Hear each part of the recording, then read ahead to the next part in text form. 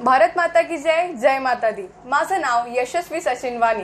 तर आजचे आपले दुर्ग आहेत लोणी खुर्दच्या सरपंच।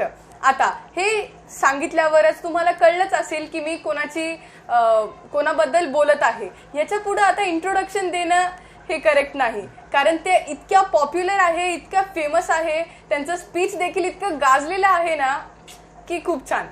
तर आजचे आपले दुर्ग आहेत प्रभावती ताई घोगरे। जय माता दी।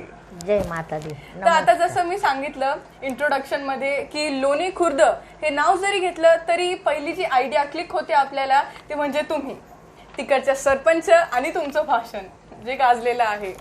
सॉरी मी इतक्या वेळेस बोलले, पण ते खरंच इतकं गाजलेलं आहे आणि लाईक मी ते रिमेंबर करते तुम्ही जे बोललेलं आहात ना त्याच्यात, मग मला थोडं हसू येतं, थोडं कॉन्ट्रोवर्सी वगैरे वगैरे खूप काही।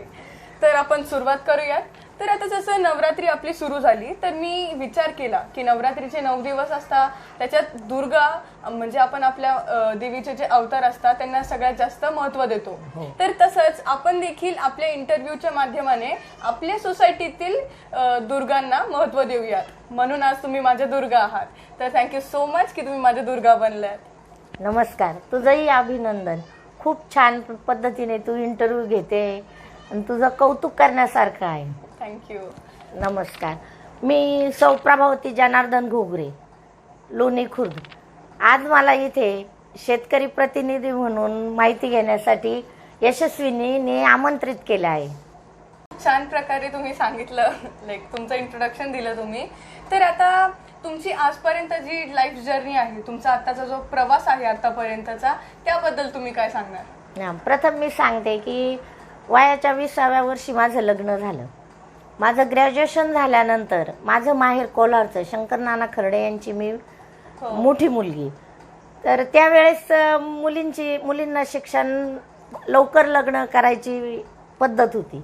माझं ग्रॅज्युएशन झाल्यानंतर मी वडिलांना म्हटले की मला पुढे शिकायचंय, मला म्हणजे शिक्षिका होण्याची फार इच्छा होती। तर माझे वडील रयत शिक्षण संस्थेच्या बॉडीवर होते, तर ते म्हटले की एका गरजूची जागा तू आडू नकोस। अशा पद्धतीने त्यांनी मला पुढे शिक्षिका होता मी राहिले। माझा विवाह झाला मग वयाच्या 20व्या वर्षी, नात्यातच विवाह झाले। माझे मिस्टर जनार्दन चंद्रभान घोगरे हे MSc ॲग्री आणि नोकरीला होते। माझ्या वडिलांच्या आते भावालाच मला सून म्हणून दिले। पुढे एकत्र कुटुंब असल्यामुळे आम्ही 3 जाऊ, दीर, राजकारणी घराणं, राबता, याच्यात वयाच्या 40 पर्यंत मी घरामध्येच सर्व म्हणजे जेवण बनवणे, घरातल्या व्यक्तींची काळजी घेणे, मुलांचं शिक्षण, घरी येणारे जाणारे पाहुणचार, असं 40 पर्यंत माझं आयुष्य गेलं तिथे। पुढे मुले मोठी झाल्यानंतर बाहेरगावी गेली, मग मी ठरवलं की आपण काहीतरी करायला पाहिजे। मी स्वतः या मताची आहे की स्त्रीने स्वयंपूर्ण असलं पाहिजे, स्वाभिमानी असलं पाहिजे, स्वतः काहीतरी केला पाहिजे। म्हणजे बहुतेक शेतकरी कुटुंबामध्ये महिला या पतीवर अवलंबून असतात। मग आपण 40 नंतर काय करू शकतो? माझं ग्रॅज्युएशनपर्यंत शिक्षण झालेलं होतं, पण इतका मोठा मध्ये 18 ते 20 वर्षाचा गॅप गेलेला होता। मग आपण तर नोकरी करू शकत नाही। मग लहानपणी दुग्ध व्यवसायाची आवड होती, वडील शेतकरी असल्यामुळे मी आणि डेअरी फार्म घराशेजारी असल्यामुळे आणि माझे भाऊ माझ्यापेक्षा खूप लहान होते वयाने, म्हणून मग मी 150 गायींचं व्यवस्थापन बघायचे। डॉक्टर अण्णासाहेब शिंदे यांनी संकरित गायींचं व्यवस्थापन कसं करायचं ते माझ्या वडिलांचे चांगले मित्र स्नेही होते, मला त्याची फार आवड होती। मग मी ठरवलं की आपलं ज्ञान आहे, आपला छंद आहे दुग्ध व्यवसाय, आपण त्यात लक्ष घालावं। आणि मग मी तो दुग्ध व्यवसाय बघायला घेतला। घरच्या गायी होत्या 10, तो हळूहळू खूप नावारूपाला आला। मग मी पुढे सह्याद्री वाहिनीने त्याची दखल घेतली। सह्याद्री वाहिनीवर मी शेतकरी प्रतिनिधी म्हणून 3 वर्ष काम पाहिलं। सह्याद्री वाहिनीचा मला पुरस्कार भेटला। हळूहळू मग माझी वाटचाल वाढत गेली। मग मला असं वाटलं की एक 40 नंतर एक गृहिणीने मनात आणलं तर सर्व काही करू शकते, स्वतःची ओळख निर्माण करू शकते। बहुतेक सर्व शेतकरी महिलांचं असं असतं, कुठे काही खरेदीला जायचं असेल किंवा काही एखादी वस्तू घ्यायची असेल तर पतीकडून पैसे मिळाले तरच ती त्या गोष्टी करू शकते।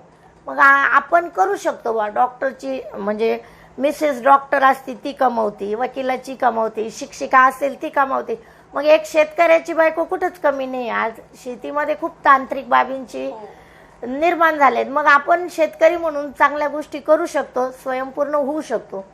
मग दुग्ध व्यवसाय चांगल्या पद्धतीने मी सुरू केला. ग्राहक ते शेतकरी, म्हणजे शेतकरी टू ग्राहक, थेट विक्री दुधाची केली. आज माझी खूप चांगली ओळख आहे. सकाळी 100 लिटर, संध्याकाळी 100 लिटर दूध चांगल्या भावाने विकलं जातं. लोक आपल्याकडील दूध घेतल्यानंतर संपल्यानंतरच दुसरीकडे जातात. अशा पद्धतीने माझा दुग्ध व्यवसाय अतिशय नावारूपाला आला. आणि पुढे शासनाने त्याची दखल घेऊन महाराष्ट्र शासनाचा जिजामाता कृषीभूषण 2016चा पुरस्कार मला भेटला. शेतकऱ्याला हा पुरस्कार भेटणं म्हणजे त्याच्या शिरपेचा मानाचा तुरा. माझ्यासारख्या गृहिणीला कधी स्वप्नातही वाटलं नव्हतं की आपण इथपर्यंत मजल मारू. म्हणजे कामात राम आहे, आणि आपण जर ठरवलं तर एक महिला, एक गृहिणी सगळं करू शकते. ही गोष्ट मी आवर्जून सांगते. अशा पद्धतीने मी ते माझी वाटचाल सुरू झाली. मला शेतीविषयी उत्तम ज्ञान आहे. मग मत्स्य शेती कशा पद्धतीने करायची, ऊस शेती ड्रीपद्वारे कशा पद्धतीने करायची, कुठली खतं द्यायची, हे सगळ्या गोष्टींची मला अतिशय आवड आहे. म्हणजे स्त्री कुठं कमी नाही मुलापेक्षा, हे मी आवर्जून सांगते. आणि मी सगळं व्यवस्थापन, सगळ्या गोष्टी बघते. पुढे राजकीय संदर्भात सांगायचं झालं तर मी प्रवरा परिसरातील आहे. माहेर कोलार आणि सासर लोणी, 15 मिनिटाचं अंतर. त्यामुळं इथले राजकारण मला चांगल्या पद्धतीने बालपणापासून माहिती आहे. परंतु मी त्यात काही सक्रिय नव्हते. परंतु योगायोगाने माझे पती जनार्दन घोगरे यांनी ग्रामपंचायतीला पॅनल उभं केलं. तर मी माझ्या कार्यकर्त्यांना सांगितलं, त्यांना काका म्हणतात आणि मला काकी म्हणतात, की मी काय राजकारणात येणार नाही. मला शेतीची आवड आहे. माझी मुलं बाहेर गावी आहेत, तेव्हा मला सर्व बघावं लागतं. काकांना तुम्ही राजकीय काय तुमची कामं असतील, काका तुमच्यासाठी आहेत, पण शेती आणि हे कुटुंबासाठी करणं माझी गरज आहे. त्यामुळं मी काय कुठल्या व्यासपीठावर येणार नाही. परंतु पुढे ग्रामपंचायत इलेक्शनला उभं राहिल्यामुळं मला प्रचाराचा योग आला आणि मी त्यात सक्रिय झाले. पुढे ते 2 जागेवरनं निवडून आल्यानंतर ओपनमधला राजीनामा दिला. तिथेही मग मला गावातल्या लोकांनी उभं केलं आणि मी तिथे निवडून आले. अशा पद्धतीने राजकीय गोष्टी, म्हणजे राजकीय प्रवास माझा सुरू झाला. पुढे गणेश कारखान्याच्या प्रचार सभेतही माझी भाषणं झाली. तुझ्या पद्धतीने म्हणते तसं मला सांगावंसं वाटतं. मी काय कुठे स्क्रिप्ट लिहिणं किंवा मला काही हे नाही. परंतु आपण जीवनात जे जे बघतो, जे वास्तव आहे, ते फक्त माझ्या पद्धतीने मी समाजापुढे सांगण्याचा प्रयत्न करते. यातून माझे भाषण लोकप्रिय झाले.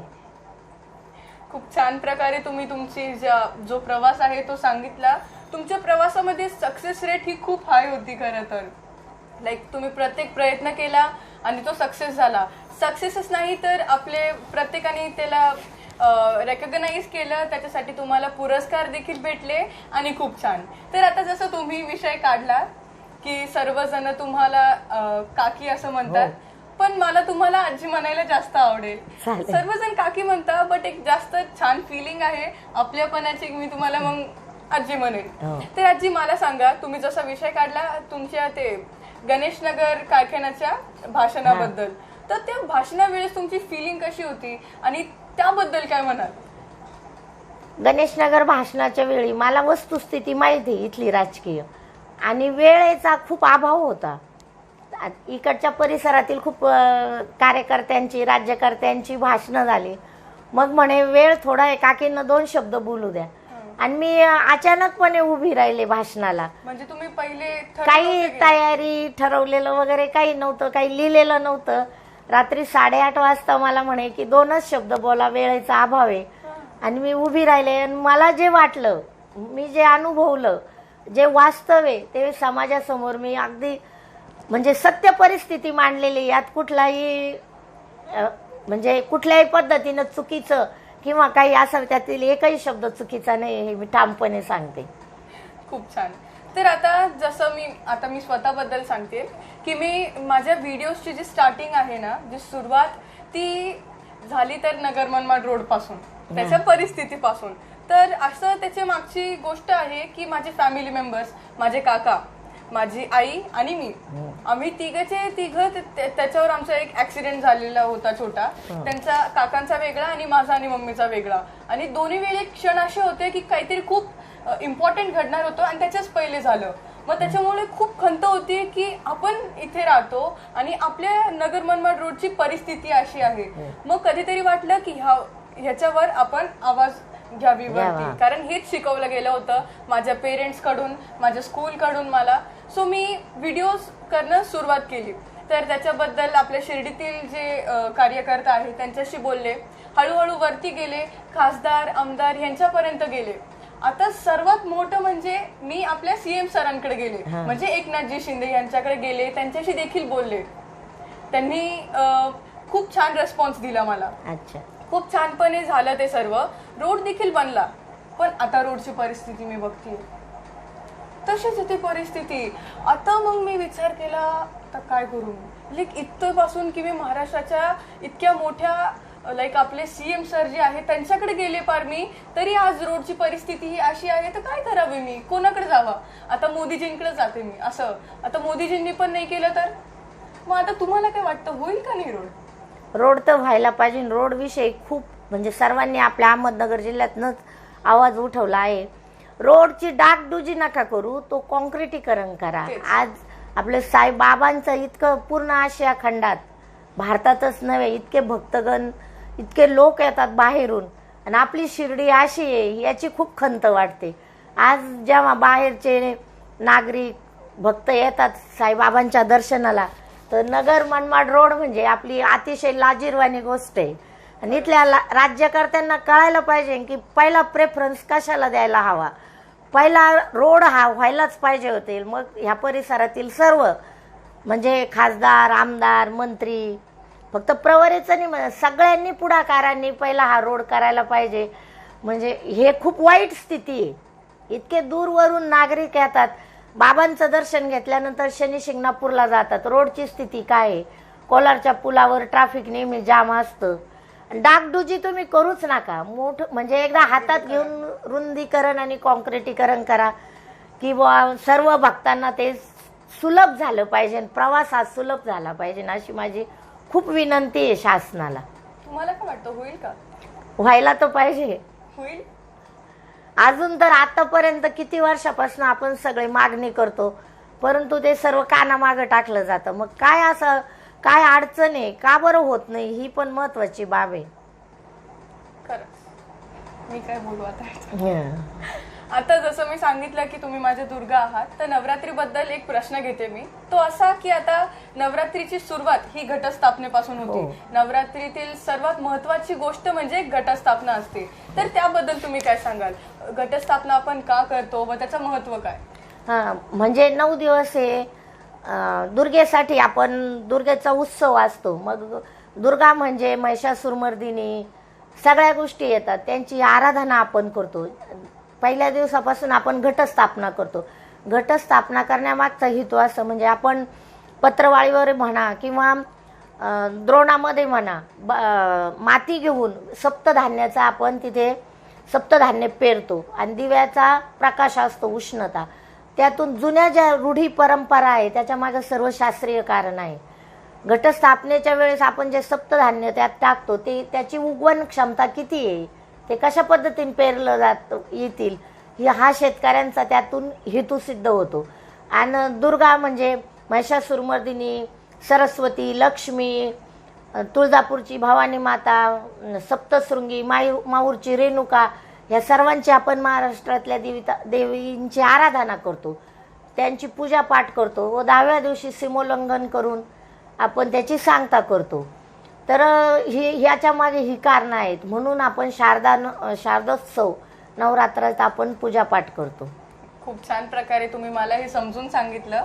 मला देखील जास्त इतकं माहिती नव्हतं, तुमच्यामुळे आज कळलं मला, माझं सौभाग्य. तर आता आपले लाईफ, आपले जी प्रवास असतो हा प्रत्येक वेळेस, जसं मी सांगितलं सक्सेस रेट तुमचा प्रत्येक वेळेस तसंच नसतं. कधी कधी अशा पण गोष्टी असतात ज्या घडायला नव्हत्या पाहिजे पण त्या घडतात. जे आपल्याला, जे आपण जर परत एकदा बॅक गेलो, जर आपण त्यांना रिमेंबर केलं एकदा परत, तर आपल्याला खूप खूप सॅड होतो आपण त्याच्याबद्दल, आपल्याला बिलकुल छान वाटत नाही, कधी कधी आपण रडायला लागतो. तर तुमच्या जर्नीमधील किंवा प्रवासामधील असा कोणता क्षण होता का जेव्हा तुम्ही खूप सॅड होत्या, काहीतरी घडलं असं काहीतरी? नाही, तसा इतका काही क्षण आला नाही. पण मला सांगायचं, महिलांना असं सांगावं असं वाटतं, आपल्या जीवनात काही अप्रिय घटना घडतात किंवा आपण ठरवलेलं असतं, आपल्या याला मुरड घातली जाते, इच्छा अपेक्षांना मुरड घातली जाते, आपल्याला एक करायचं असतं पण ते होऊ शकत नाही. पण त्याच्या मागेही काही कारणं असतात, आपल्या हातून काहीतरी चांगलं व्हायचं असतं. मला शिकून शिक्षिका व्हायची खूप इच्छा होती बालवयात, तुझ्या वयाच्या असताना, पण ते झालं नाही. पुढं माझ्या हातूनही कार्य झालं. मी एक चांगली शेतकरी प्रतिनिधी म्हणून उदयास आले.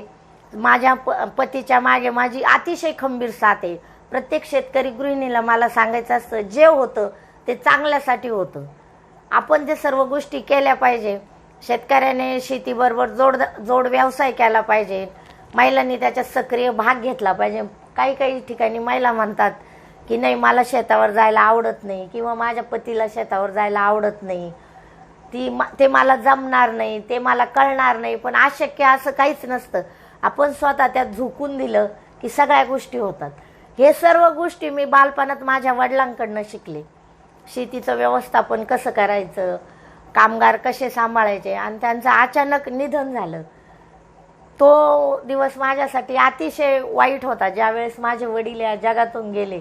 म्हणजे माझे एक चांगले मार्गदर्शक, माझे गुरु ह्या जगातून गेले. माझ्यासाठी खूप वाईट घटना होती. आणि हो, आजही मला एकही दिवस असा नाही का मला त्यांची आठवण येत नाही कुठलंही काम करताना. त्या म्हणजे माझा स्वभाव बहुतांशी त्यांच्याशी खूप मिळता जुळता आहे. कुठलंही काम करताना किंवा मी भाषण केल्यानंतर सुद्धा कोलार गावातील नागरिक असतील लोकांना त्यांची आठवण येते. म्हणजे माझे गुरु म्हणजे माझे वडील होते आणि ते माझ्या जीवनातून गेले. ही माझ्यासाठी अतिशय दुःखाची, खूपच दुःखाची घटना आहे.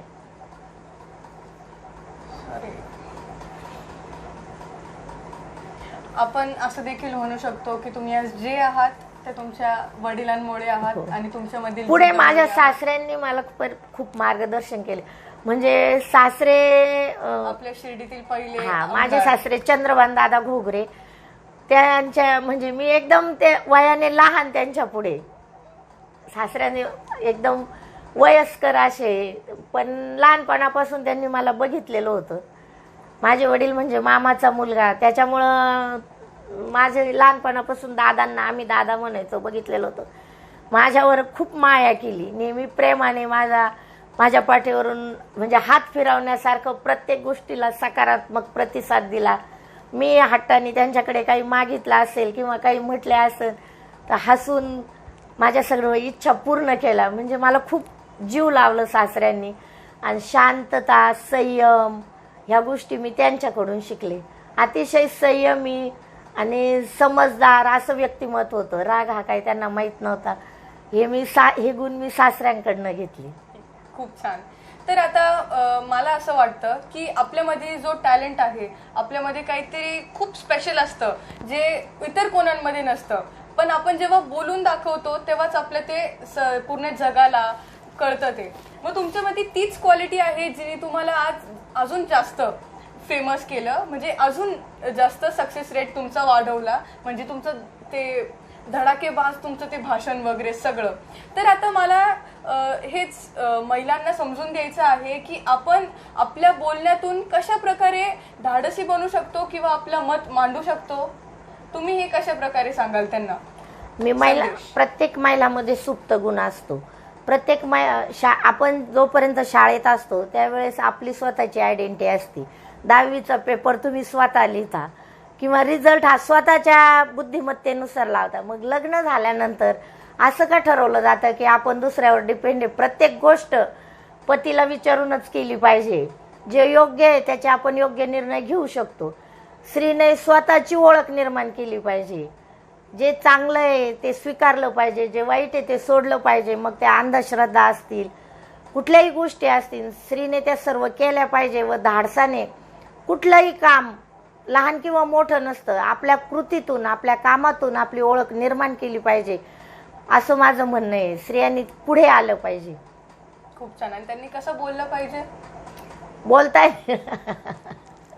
घरामध्ये तुम्ही जसं बोलता, घरात बघा कुठल्याही पुरुषाला विचारा की बायको बोलू देते का घरामध्ये. घरामध्ये जसं गृह खातं स्ट्रॉंग आहे तसं बाहेरही तुम्ही चांगल्या पद्धतीने पतीस सहकार्य करा, व्यवसायात करा, स्वतःची ओळख निर्माण करा, काम करा, स्वयंपूर्ण व्हा. पहिली गोष्ट मी एक छोटंसं उदाहरण देते. आता दिवाळीचा पिरियड आहे, बायकांची शॉपिंग खरेदीची खूप उलाढाल असते. प्रत्येकाला वाटतं की आपण अशी साडी घेतली पाहिजे, ते घेतलं पाहिजे, परंतु घरातून तुम्हाला जितके 5,000 रुपये 2,000 रुपये मिळतील तितक्याच बजेटमध्ये तुम्ही घेता, इच्छा अपेक्षांना मुरड घालता. पण तुम्ही स्वतः काहीतरी व्यवसाय केला, शेतकऱ्याची बायको असेल तर शेळी पालन म्हणा, कुक्कुटपालन, गाई पालन, हे जर केलं, तुम्ही स्वतः पैसा निर्माण केला कुटुंबाला सांभाळून, तर तुम्ही आज 2,000ची साडी जर तुम्हाला घरातून पतीने 2,000 दिले आणि तुम्हाला उद्या 4,000ची साडी आवडली तर तुम्ही ते घेऊ शकता. म्हणजे आपल्या मनासारखं जीवन जगू शकता. यात पण त्याच्यासाठी तुम्हाला काम करावं लागेल. फक्त TV सिरियल बघून ह्या गोष्टी होत नाही. तेव्हा कृतीतून तुम्ही हे सर्व गोष्टी करा. आज मी स्वयंपूर्ण झाले, माझा चांगल्या पद्धतीनं दुग्ध व्यवसाय. तर आज मी काकांना म्हणजे माझ्या पतीला म्हणत असते, ते जर म्हटले तू बाहेर चाली पैसे हवे का, तर मीच त्यांना म्हणते की तुम्हाला पाहिजे का ते विचारा. म्हणजे व्यवसाय करणं किंवा शेती करणं वाईट नाही. स्वतः जर केलं तर स्वतः कमवलेल्या पैशाला खूप किंमत असते. तर स्त्रियांनी ते केलं पाहिजे. खूप परावलंबी सारखं राहायला नको स्त्रियांनी, असं माझं नेहमीच मत आहे. स्वावलंबी बनलं पाहिजे. खूप छान प्रकारे तुम्ही इतका संदेश दिला. तुम्ही सगळं ओव्हरऑल सगळं तुम्ही असं कव्हर करून टाकलं. मी विचारलं कसं बोलता तुम्ही, इकॉनॉमिकली आपण स्ट्रॉंग, आत्मनिर्भर कसं बनावं, घरामध्ये आपली जागा कशी बनवावी, सोसायटीमध्ये कशी बनवावी, सगळं तुम्ही असे एक शॉर्टमध्ये असं तुम्ही सांगून टाकलं. आणि ते देखील खूप लॉजिक होतं त्याच्यात. तुम्ही हे देखील हे एक सगळ्यात इम्पॉर्टंट गोष्ट मी जी नोटीस केली आता ती अशी होती की काय आहे त्याच्यातून कशा प्रकारे तुम्ही सुरुवात करू शकता ह्याबद्दल तुम्ही त्यांना खूप सारे आयडियाज दिला. आणि मला मी 100% शुअर आहे की ह्याच्यातल्या कुणी जर व्ह्युअर्स असतील महिला आणि त्यांना जर आपण आत्मनिर्भर बनण्याची खूप इच्छा आहे, इच्छा नसेल ती जागृत होईल, आणि जर असेल तर त्या खरंच तुम्ही जे बोलल्या ते ऐकून ते इन्स्पायर होतील आणि ते खरंच काहीतरी करतील. I am damn sure about that. तर थँक्यू सो मच की तुम्ही तुमचा इतका छान वेळ मला तुम्ही दिला. तुम्ही सरपंच आहात तरी खूप बिझी शेड्यूल असेल ना तुमचं. सांगते मी, माझा दिवस सकाळी 5 वाजता सुरू होतो तर रात्री 10 पर्यंत. सकाळी उठल्यानंतर माझं पहिलं दुग्ध व्यवसायाचं व्यवस्थापन असतं. तिथून पुढे आमची ऊसाची शेती आहे, त्याचं पाणी व्यवस्थापन, कामगारांचं सगळं नियोजन लावणं, गावातले छोटे मोठे कार्यक्रम सगळ्याला हजर राहणं, अशा पद्धतीने सकाळी 5 नंतर माझा जो दिवस सुरू होतो तो रात्री 10लाच विश्रांती. दुपारी वगैरे सारखी माझं सर्व व्यवसाय स्वतः बघणं, गावातलं सगळे कार्यक्रम करणं, या सगळ्या गोष्टींकडे मी लक्ष देते. आणि विशेष सांगते, मला यात आनंद आहे. मी कुठल्याही गोष्टीचा त्रागा करत नाही. दुग्ध व्यवसायामध्ये सगळे लोक म्हणतात खूप अडचणी, कामगारांचे प्रश्न आहे, दुधाचे भाव कमी आहे, खाद्याचे रेट वाढलेले, चाऱ्याचे रेट वाढलेले, पण कुठल्याही गोष्टीची आदळ आपट त्रागा केला नाही पाहिजे, असं प्रत्येक महिलाला माझं सांगणं आहे. जे आहे ते आनंदाने स्वीकारायचं आणि पुढे चालायचं. यश निश्चितच मिळतं. मी एक सांगू इच्छित आहे की तुम्हाला आजी म्हणण्यात फक्त तुम्हाला माझं बनवणं किंवा असं चांगलं वाटतं असं बोलून तेच नाहीये. त्याच्या मागचं अजून एक कारण म्हणजे मी तुमच्यासोबत आता बसले ना, मला खरंच ती फील आली की तुम्ही माझ्या आजी आहात आणि मी तुमच्यासमोर खूप फ्रँक राहू शकते. युजली मला जसं वाटतं दुसऱ्या इंटरव्ह्यूजमध्ये मी नीट बसलं पाहिजे किंवा माझं माइंड लॉक असतं की काय विचारायचं आहे, कसं रिॲक्ट करायचं आहे, ते इतकं नाही झालं. आजचं हे प्युअरली एक डिस्कशन होतं माझ्यासाठी. आणि खरंच माझ्या एक्सपिरियन्सनी मी सांगते की जे युवक असतात, समजा नेते असतात, कुणीही असो, त्यांच्यासोबत वेगळं, यंग जनरेशन सोबत ते वेगळं, यूथ सोबत, पण जे आजोबा आजी ह्यांच्यासारखे असतं ना, त्यांच्यासोबत बोलून खरंच वेगळी वाईब भेटते. ती असं दुसऱ्यांमध्ये नाही भेटत तसं. आणि मला खरंच वाटतं की तुम्ही माझ्या आजी बनावात आणि तुम्ही इथं आलात. Thank you so much. तर थँक्यू माझ्या, तुम्ही आज दुर्गा बनल्या. जय माता दी. मला खूप आनंद झाला. यशस्विनीने माझी खूप छान मुलाखत घेतली. माझ्या मुलीसारखी नातीसारखी मला आजी म्हटली, त्यामुळं मला खूपच छान वाटलं आणि खूप छान मुलाखत घेतली. धन्यवाद. धन्यवाद.